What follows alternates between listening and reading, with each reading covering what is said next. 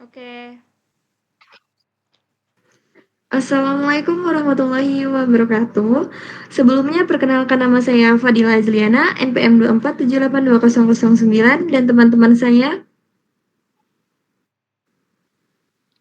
Saya An Krisnawati dengan NPM 2478201. saya Yuri Elva dengan NPM 24782097. Baik, jadi kami dari program studi Teknologi Rekayasa Internet Politeknik Negeri Lampung. Pada kesempatan kali ini kami akan membahas materi tentang yaitu etika jejaring sosial menavigasi era digital. Jadi materi ini diambil dari bab 9 Social Networking dalam buku Ethics in Information Technology 5 edition. Topik sebelumnya yang terhormat kepada Bapak dosen pengampu yaitu Bapak Insinyur Imam Asrawardi, Eskom, Mkom, MPD, IPM ASEAN AU, dan Ibu Agiska Ria Supriyatna, SSI, MTI. Jadi di sini topik ini sangat penting. Kenapa? Karena kita hidup di era ketika hampir semua aspek kehidupan kita bersinggungan dengan media sosial. Kalau dulu internet hanya digunakan untuk mencari informasi, sekarang berubah menjadi tempat berkomunikasi, berjualan, bekerja, bahkan membangun karir dan bisnis. Tujuan presentasi kali ini yaitu untuk melihat bagaimana media sosial berkembang dan mengubah perilaku manusia, memahami contoh kasus nyata dari dunia bisnis dalam memanfaatkan jejaring sosial, dan menjelaskan dampak sosial dan etika yang muncul dari perkembangan tersebut. Pada slide yang pertama ini dibuka dengan kutipan pembukanya yaitu The Key to Success in Social Media is Being Social, yang artinya adalah kunci keberhasilan di media sosial adalah menjadi sosial. Maksud dari kutipan ini adalah bahwa media sosial itu keberhasilannya bukan sekadar tentang teknologi atau platform, tetapi tentang bagaimana kita berinteraksi dan membangun hubungan dengan orang lain. Media sosial hanya akan efektif jika kita berperilaku sosial, yaitu berkomunikasi, berbagi, berdiskusi, dan menciptakan keterhubungan. Untuk pergeseran paradigma komunikasi, yaitu bahwa ada perubahan besar dalam cara komunikasi kita di era digital. Media sosial telah mengubah banyak hal dan perubahannya bukan hanya teknis tetapi juga sosial dan ekonomi. Di sini ada transformasi komunikasi, yaitu jejaring sosial mengubah fundamental cara kita berinteraksi, berbagi informasi, dan membangun koneksi. Jadi, kalau dulu komunikasinya itu hanya dilakukan lewat SMS, email, atau forum, sekarang semua berlangsung secara instan melalui media sosial. Karena media sosial itu kita bukan hanya berkomunikasi satu arah, tetapi bisa membangun komunitas, berbagi pengalaman, dan menciptakan percakapan dua arah. Jadi media sosial telah mengubah hubungan sosial kita menjadi lebih cepat, terbuka, dan interaktif. Lalu di sini ada basis ekonomi dan politik. Awalnya interaksi pribadi kini menjadi platform vital untuk kegiatan ekonomi, pemasaran, dan wacana politik global. Jadi media sosial ini menjadi platform yang sangat penting untuk promosi, pemasaran, branding, dan bahkan kampanye. Karena banyak perusahaan, lembaga, dan tokoh politik menggunakan media sosial sebagai strategi komunikasi mereka. Jadi disinilah media sosial berubah menjadi alat ekonomi dan alat pembentukan opini publik. Yang ketiga, di sini ada integrasi bisnis, yaitu social shopping.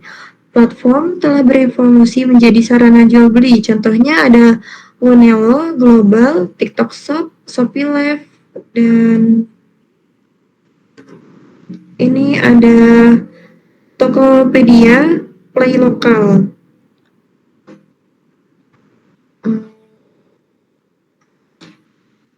Jadi di platform ini kita bisa melihat produk, membaca komentar pengguna lain, bahkan melakukan transaksi langsung hanya melalui satu aplikasi. Jadi media sosial bukan hanya tempat berkomunikasi, tetapi sudah menjadi marketplace digital dan ruang transaksi ekonomi. Selanjutnya,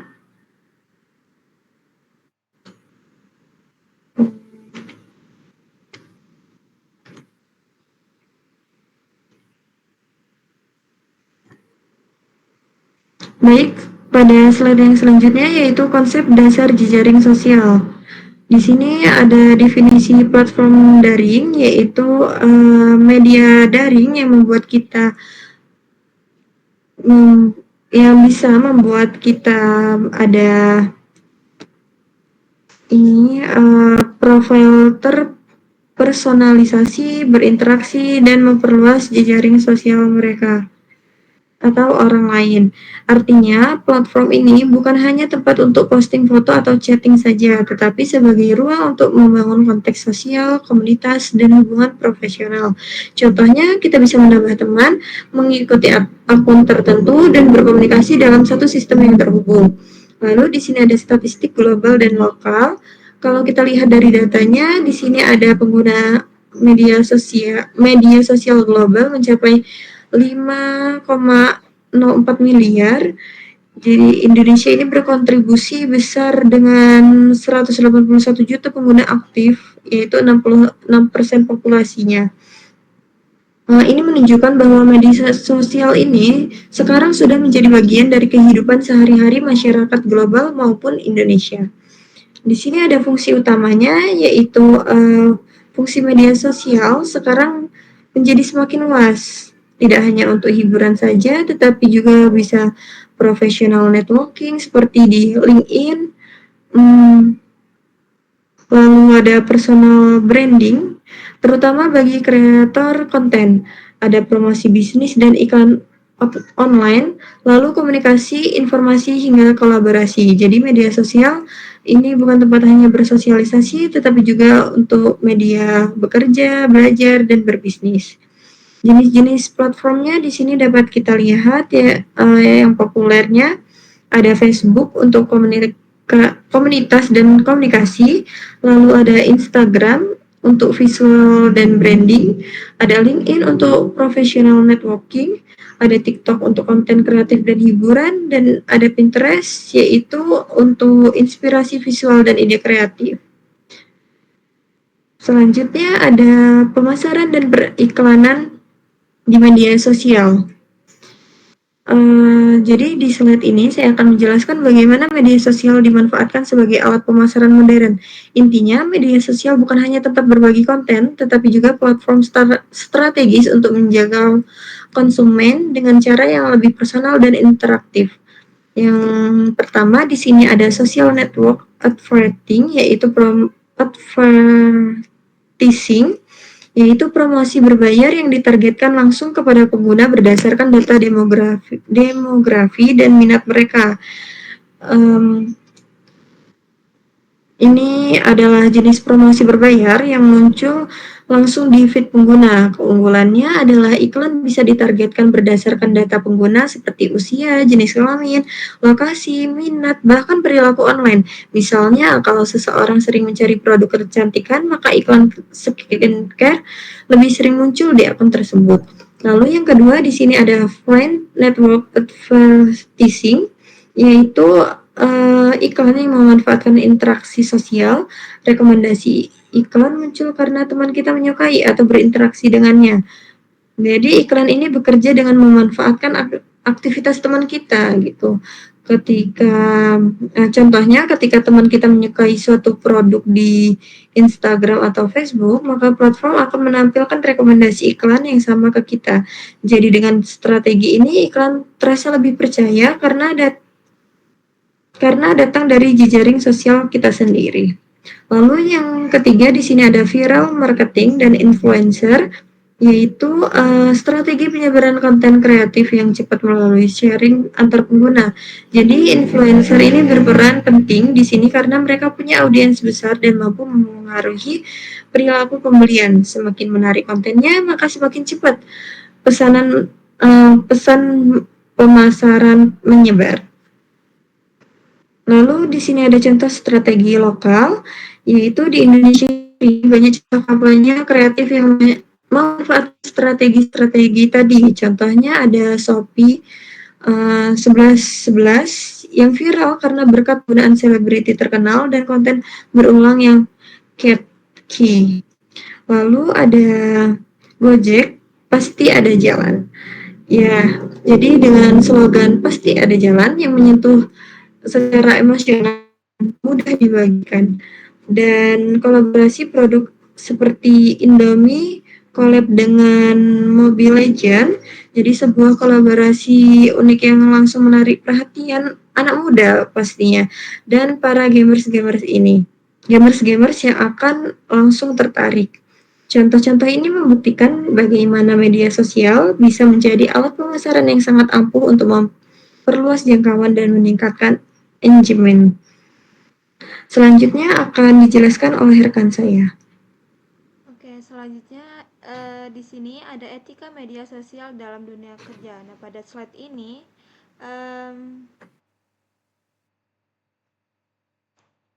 kita akan membahas bagaimana media sosial itu berpengaruh pada proses perekrutan, pengawasan karyawan, serta regulasi yang mengatur penggunaan data pribadi di Indonesia.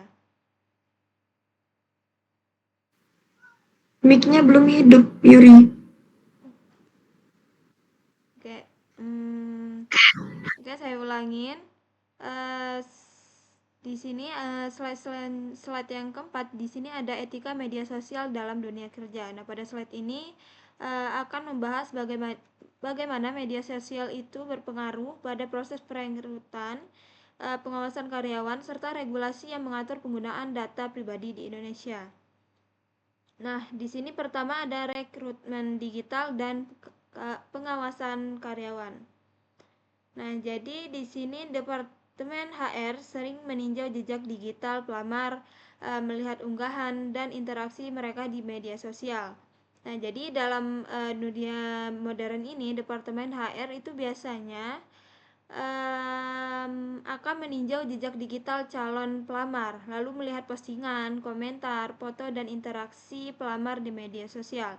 Nah, selanjutnya mereka akan mengawasi media sosial karyawan tersebut untuk bertujuan untuk kepatuhan, keamanan, atau reputasi pada perusahaan tersebut. Nah, dari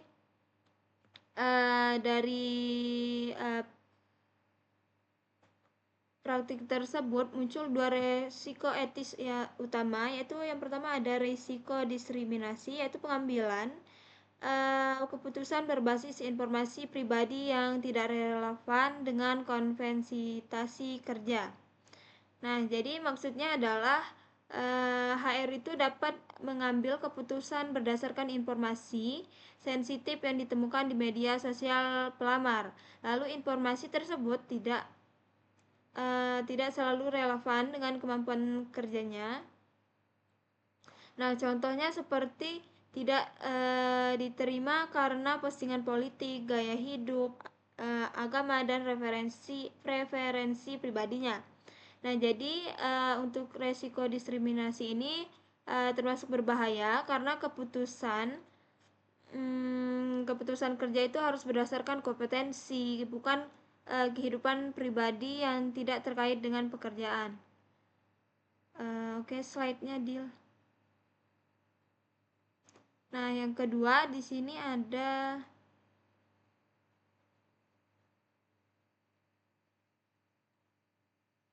share screen-nya Dil.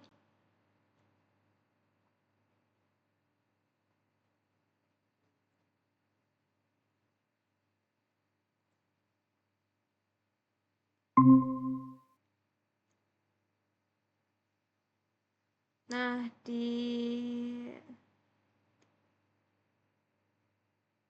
yang tadi Dil, masih slide yang keempat. Oke, di sini. Nah, yang kedua itu ada pelanggaran privasi. Nah, jadi data pribadi di platform publik disalahgunakan untuk bertujuan profesional. Nah, jadi resikonya itu dapat pendapat bahwa data pribadi yang diunggah pengguna di media sosial itu dapat disalahgunakan. Lalu HR ataupun perusahaan dapat melihat konten yang tidak dimaksud untuk konteks profesional. Lalu potensi pelanggaran seperti menyimpan, membagikan, atau menggunakan data tanpa izin. Nah, jadi contohnya seperti foto keluarga ataupun opini pribadi dijadikan alasan penilaian perilaku kerja. Nah, selanjutnya di sini ada regulasi di Indonesia. Nah, regulasi nasional penting untuk menciptakan batasan etis. Nah, jadi pada regulasi ini membahas bahwa ada regulasi nasional untuk melindungi data pribadi dan mengatur etika perusahaan ketika mengakses informasi digital seseorang. Nah, jadi regulasi yang disebut itu yang pertama ada Undang-Undang Perlindungan Data Pribadi PDP tahun 2022. Nah, jadi isi dari undang-undang tersebut yaitu mengatur bagaimana data pribadi itu dikumpulkan, disimpan, diproses, dan digunakan. Lalu perusahaan itu wajib meminta persetujuan untuk memproses data. Selanjutnya pengguna berhak atas privasi dan transparansi penggunaan data. Lalu referensinya yaitu HR tidak boleh sembarangan mengambil dan menyimpan ataupun mendistribusikan data sosial media karyawan ataupun pelamar.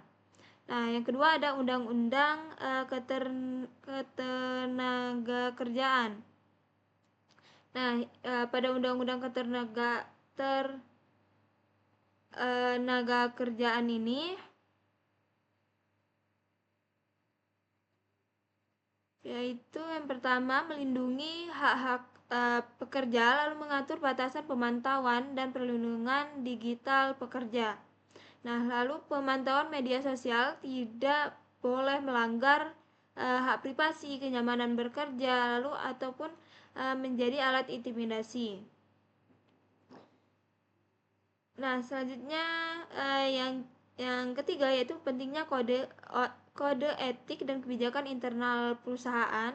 Nah, jadi selain undang-undang, perusahaan itu perlu untuk membuat kebijakan internal, mengatur bagaimana HR itu boleh atau tidak boleh menggunakan informasi di media sosial, lalu melindungi karyawan dari penyalahgunaan data. Nah, yang ketiga, selanjutnya di sini ada tips profesional, yaitu selalu mempertimbangkan bahwa unggahan Anda mencerminkan citra profesional, pisahkan akun atau gunakan privasi ketat untuk unggahan sensitif. Nah, jadi pesan singkat ini itu memisahkan akun pribadi dan profesional, lalu memastikan akun publik Anda mencerminkan kepribadian profesional, lalu melindungi privasi dengan menggunakan akun pribadi untuk hal-hal positif. Selanjutnya slide yang kelima.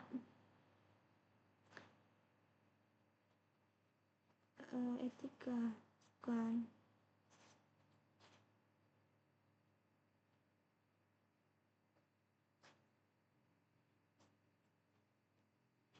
Selanjutnya ada layanan pelanggan melalui saluran digital. Nah, jadi pada slide ini akan membahas bagaimana media sosial menjadi sarana penting bagi perusahaan untuk melayani pelanggan. Nah, jadi saat ini perusahaan itu tidak hanya mengandalkan call center ataupun email. Jadi tetapi juga menggunakan platform seperti Instagram, Twitter, Facebook, atau WhatsApp untuk merespon konsumen secara cepat. Nah, yang pertama di sini ada respon cepat, yaitu memungkinkan brand menanggapi keluhan atau pertanyaan secara real time, meningkatkan kepuasan pelanggan. Nah, jadi pada respon cepat ini yaitu media sosial itu memungkinkan bahwa perusahaan itu untuk menanggapi keluhan, kritik, ataupun pertanyaan secara real time.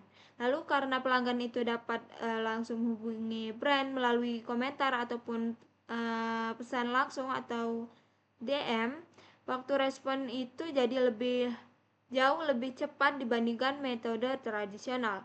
Nah, jadi untuk manfaatnya itu yang pertama meningkatkan tingkatnya kepuasan pelanggan, lalu mempercepat menyelesaikan permasalahan, lalu menghindari eskalasi keluhan yang bisa merusak reputasi brand. Nah, untuk contohnya contoh nyatanya itu seperti jika layanan Telkomsel bermasalah, jadi pelanggan sering langsung mention atau ngetek akun @telkomsel dan dapat respon kurang dari beberapa menit. Nah, jadi respon ini dianggap cepat sebagai standar etika layanan digital modern. Nah, yang kedua ada transparansi.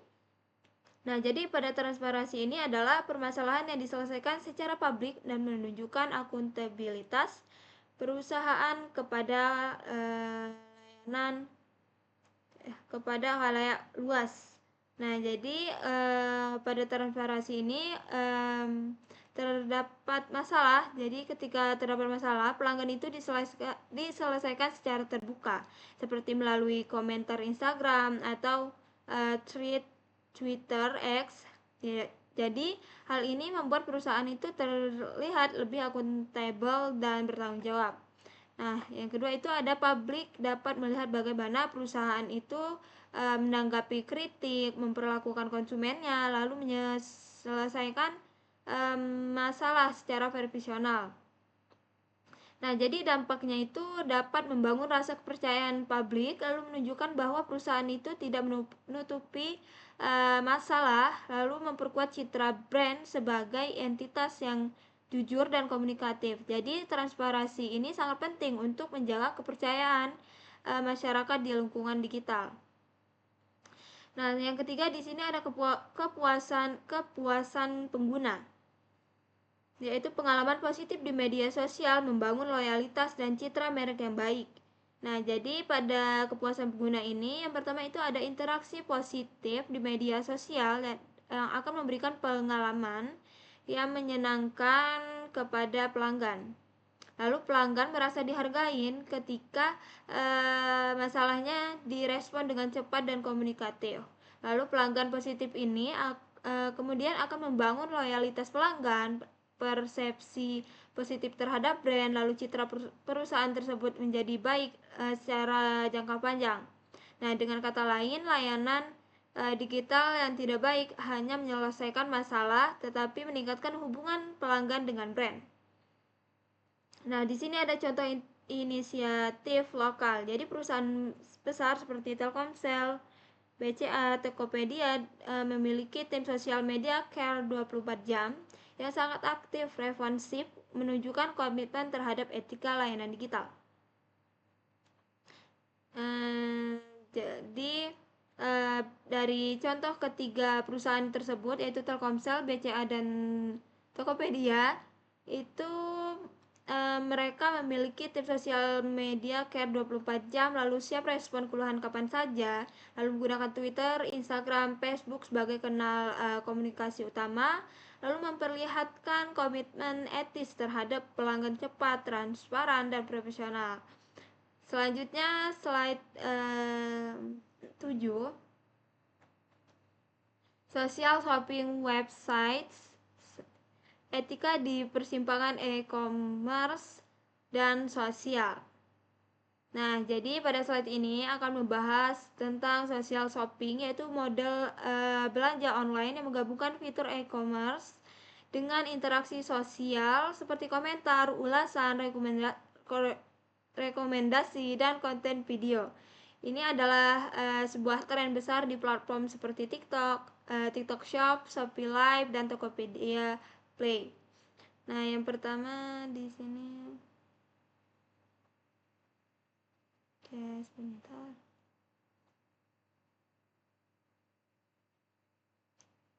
Nah, yang pertama di sini ada konsep dari social shopping, yaitu menggabungkan interaksi sosial. Oke, yang tadi. Jadi social shopping itu menjadi seperti belanja online dan perilaku sosial. Nah, jadi artinya pengguna itu tidak hanya membeli barang, tapi mereka juga bisa melihat ulasan, memberikan like, berinteraksi dengan penjual, bahkan saling memengaruhi lewat rekomendasi dan konten.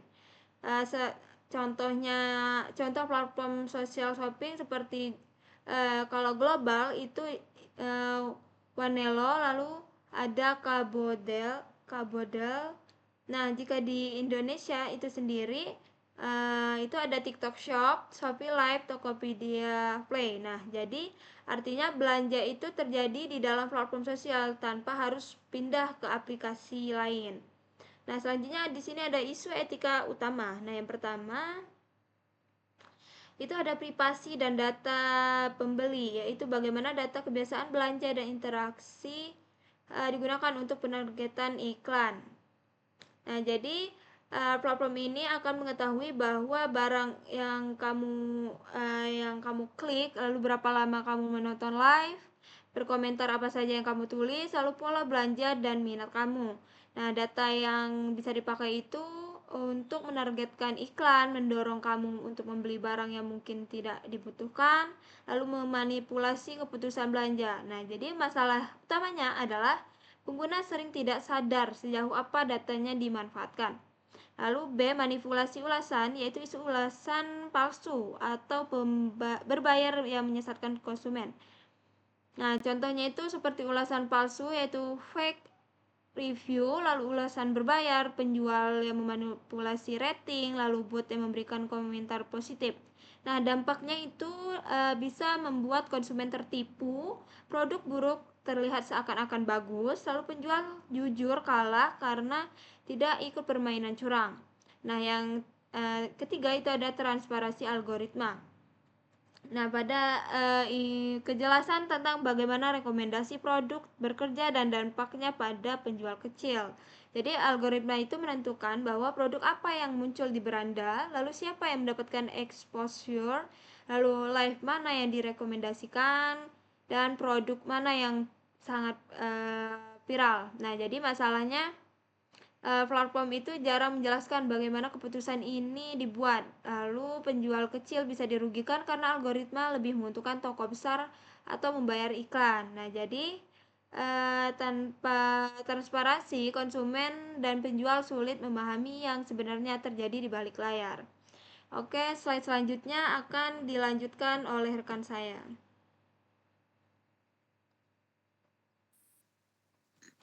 Nah, baik. Di sini yaitu ada isu etika kriminalitas di jenjang sosial. Nah, media sosial pada awalnya dibuat untuk memudahkan komunikasi dan berbagi informasi. Namun, seiring meningkatnya jumlah pengguna, media sosial juga menjadi tempat munculnya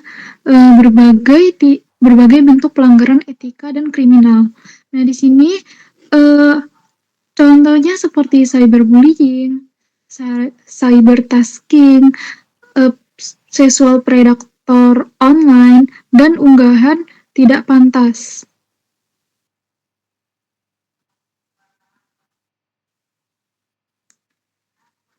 Nah, cyberbullying merupakan tindakan melecehkan, mengancam, atau merendahkan orang lain melalui komentar, pesan, atau unggahan di media sosial.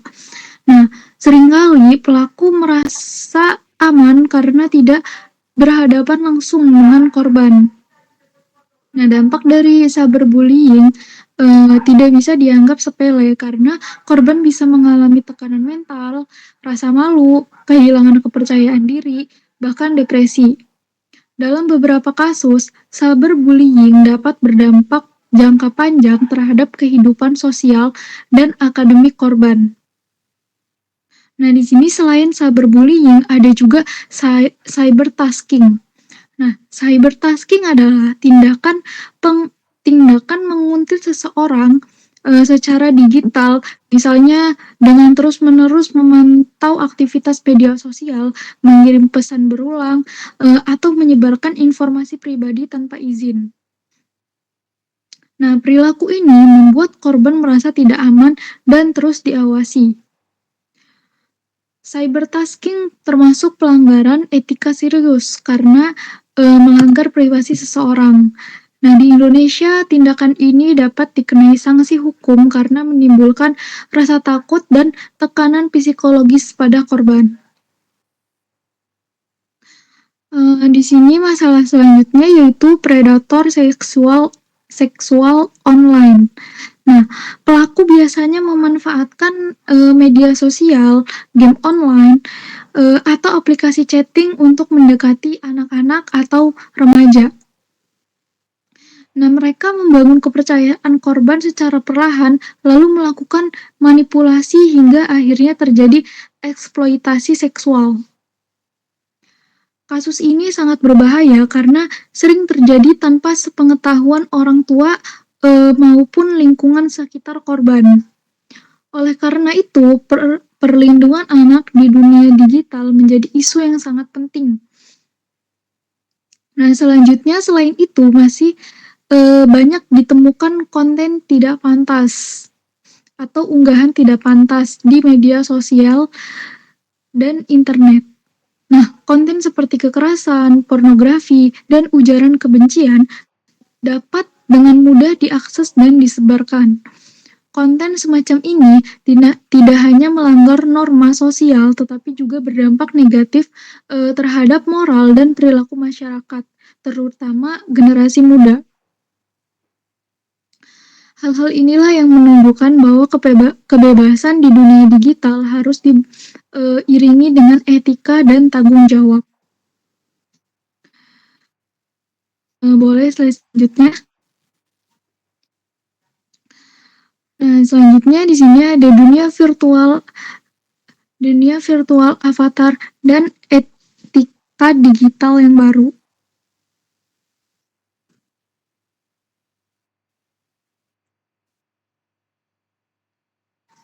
Nah, seiring perkembangan teknologi, dunia digital kini tidak hanya sebatas media sosial. Kita mulai memasuki dunia virtual di mana manusia berinteraksi menggunakan avatar dalam lingkungan digital 3 dimensi. Contohnya dapat ditemukan pada game online, platform virtual, dan konsep metaverse di dunia virtual ini. Di dunia virtual ini, pengguna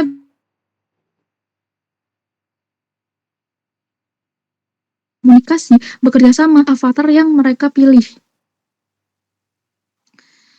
Selain itu, interaksi sosial. Dunia virtual juga membuka peluang ekonomi digital. Pengguna dapat melakukan jual beli aset virtual seperti properti digital hingga NFT.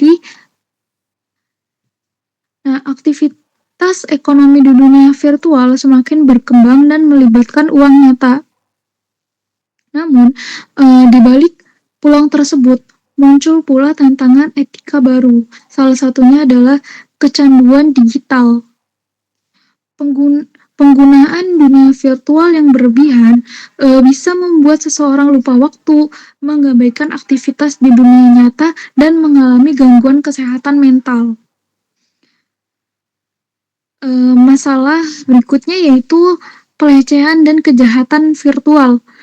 Meskipun terjadi melalui avatar, pelecehan tetap memiliki dampak psikologis nyata bagi korban. Bentuknya bisa berupa pelecehan verbal, intimidasi, hingga pelecehan seksual dalam ruang virtual.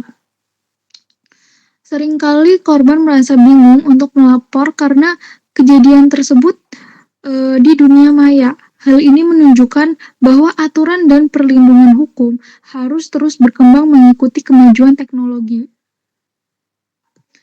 Selain itu, ada pula penipuan aset digital.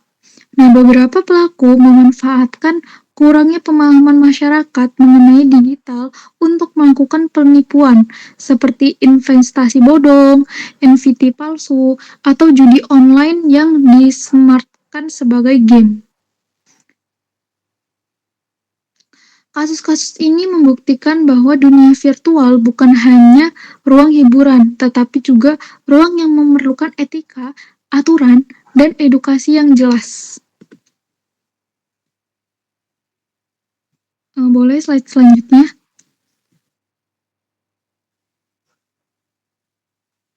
Nah, di sini ringkasan dan diskusi. Dengan jumlah pengguna internet yang sangat besar, Indonesia menjadi salah satu negara dengan aktivitas digital yang tinggi.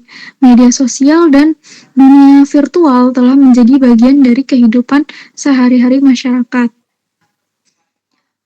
Pemerintah telah berupaya mengatur ruang digital melalui berbagai peraturan, seperti undang-undang terkait informasi elektronik, perlindungan data, dan kekerasan seksual. Namun, regulasi saja yang tidak cukup jika tidak diimbangi dengan kesadaran penggunanya. Oleh karena itu, etika digital menjadi hal yang wajib dimiliki. Etika digital membantu kita memahami batasan dalam berinteraksi, menghargai privasi orang lain, dan menggunakan teknologi secara bijak. Nah, melalui diskusi ini, penting bagi kita untuk melihat media digital tidak hanya dari sisi manfaatnya, tetapi juga dari risiko dan tanggung jawab yang menyertainya. Nah, di sini ada 181 miliar pengguna Indonesia yang menggunakan media sosial sebagai alat komunikasi dan bisnis tidak dapat disangkal. Dan untuk 2022 tahun UU PDP Komitmen Indonesia dalam mengatur ruang digital melalui regulasi yang melindungi pengguna, UU ITE, UU PDP, dan UU TPKS. Nah, etika digital wajib dan penting akan kesadaran dan literasi etika digital untuk melindungi diri dan komunitas. Nah, di sini ada sesi diskusi, yaitu yang pertama manfaat versus mudarat, yang kedua pendidikan digital, dan yang ketiga regulasi metaverse.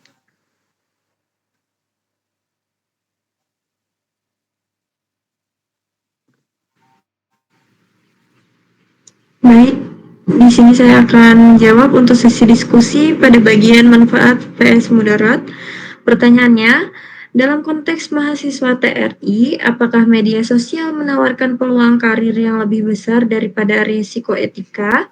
Jawabannya, dari sisi manfaat, media sosial memberi peluang besar untuk personal branding, seperti membagikan proyek IT, membangun portofolio, dan terhubung dengan profesional industri. Banyak mahasiswa mendapatkan magang, freelance, atau pekerjaan pertama mereka lewat LinkedIn, Instagram, atau komunitas digital. Sementara dari sisi mudaratnya, ada risiko seperti privacy, penyalahgunaan data, jejak digital yang buruk, dan pelanggaran etika seperti plagiarisme. Tapi risiko ini dapat dikendalikan jika kita menjaga etika online, mengunggah konten profesional, dan berhati-hati dengan apa yang dibagikan. Jadi, manfaatnya lebih besar dan media sosial bisa menjadi alat yang penting untuk membangun karir mahasiswa TRI selama digunakan dengan bijak dan etis. Untuk pertanyaan selanjutnya akan dijawab oleh teman saya. Oke, di sini selanjutnya sesi diskusi pada nomor 2, yaitu pendidikan digital. Nah, untuk pertanyaannya adalah pada usia berapa etika digital harus mulai diajarkan secara formal di sekolah di Indonesia? Nah, jadi untuk jawabannya adalah jadi etika digital itu sebaliknya memulai diajarkan sejak sekolah dasar, yaitu SD, terutama ketika anak-anak sudah mulai menggunakan internet dan media sosial. Nah, biasanya dari usia 7 sampai 9 tahun. Nah, jadi pada usia ini mereka sudah terpapar gadget, tetapi belum memiliki kemampuan untuk menyaring informasi ataupun menilai perilaku yang benar di dunia digital. Nah, jadi materi dasar seperti keamanan data, sopan santun online, mengenai hoax, dan cara berinteraksi yang etis perlu diberikan sejak dini. Nah, kemudian di jenjang SMP dan SMA, materi dapat diperluas ke topik seperti privasi digital, jejak digital, cyberbullying, hingga etika berpendapat di media sosial. Nah, jadi dengan pendekatan bertahap seperti ini, anak-anak akan tumbuh sebagai pengguna teknologi yang lebih bertanggung jawab dan sadar untuk etika. Nah, selanjutnya untuk pertanyaan diskusi yang ketiga akan dijawab oleh rekan saya. Nah, selanjutnya yaitu regulasi metaverse. Nah, di sini pertanyaannya bagaimana Polinela dapat mempersiapkan mahasiswanya untuk menghadapi tantangan etika di dunia virtual seperti metaverse. Polinela dapat mempersiapkan mahasiswa menghadapi tantangan etika di metaverse dengan beberapa langkah strategis. Yang pertama yaitu memasukkan materi etika digital tingkat lanjut seperti privasi virtual, keamanan avatar, identitas digital, dan aturan perilaku di lingkungan 3D. Nah, yang kedua yaitu memberikan pelatihan praktikum melalui simulasi VR atau platform metaverse sederhana agar mahasiswa mengalami langsung situasi etis seperti interaksi virtual, perlindungan data, dan batasan ruang pribadi di dunia digital. Ketiga yaitu memperkuat kurikulum dengan topik seperti hukum teknologi, keamanan cyber, dan regulasi global karena metaverse tidak mengenal batas negara. Dengan kombinasi teori, praktik, dan pembiasaan etika, Polinela dapat memastikan mahasiswanya siap menghadapi tantangan baru di ruang digital dan masa depan.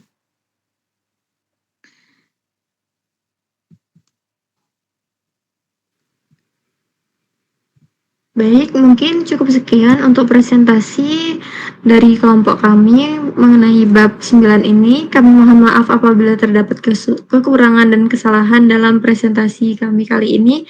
Kami akhiri. Wassalamualaikum warahmatullahi wabarakatuh.